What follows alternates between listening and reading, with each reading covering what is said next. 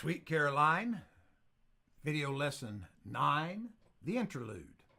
Hi folks, I'm Monty Stewart, back with you for the Sweet Caroline song lesson, and this is lesson 9, and we're going to be working on the interlude. Now, the interlude is simply the same thing we played for the intro, but we're going to put it near the end of the song, and we're going to bring the dynamics back down pretty low, and then so that we can build with the chorus for a big finish. And we'll repeat the chorus 2 times after this interlude. So let's review the rhythm part very quickly. Now, as we look at the chart, we see that we're going to be using what is called, and we're going to be playing, I probably should say, an F6-9 chord. That's how one would pronounce that.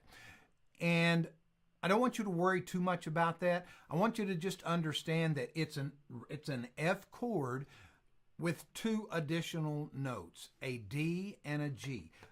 Real quickly, let me show you how we're playing this. If you'll recall, this is if we take just our regular F chord, all right? Now, we're going to add a G note and a D note. Now, our D note is simply right here. That's a C and a D. That is called the 6th of an F chord. Don't worry about why right now. And we're also going to add a G. Well, conveniently, when we move that finger right there from this A to that D, that leaves us with that open G, all right?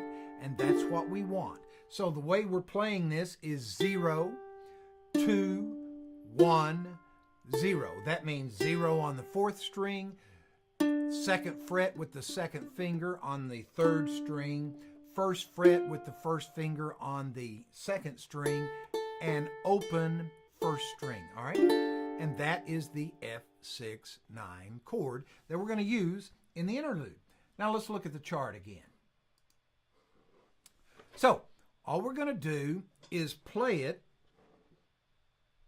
on the first line. We're simply going to play it, and we are going to use that stroke where we are muting the strings with the 2 free fingers, or even just your pinky finger of your left hand. So if you'll recall, it's going to go like this. I'm going to say 1, 2, ready, go, F, 2, 3, 4, F, 2, 3, 4. And that's the first line. The second line is exactly the same, only we're going to start it off with that go stroke, like that. Up, down, up, down.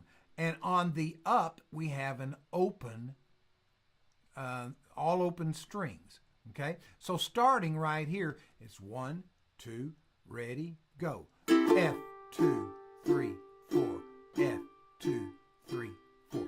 From the beginning, if we play from the beginning, it's like this. Ready, go. F, 2, 3, 4, F, 2, 3, 4, F, 2, 3, 4, F, 2, 3, 4. All right? And then the next line, we started off just the same. And when we get to right here, we've got that F with the ghost note for the first measure.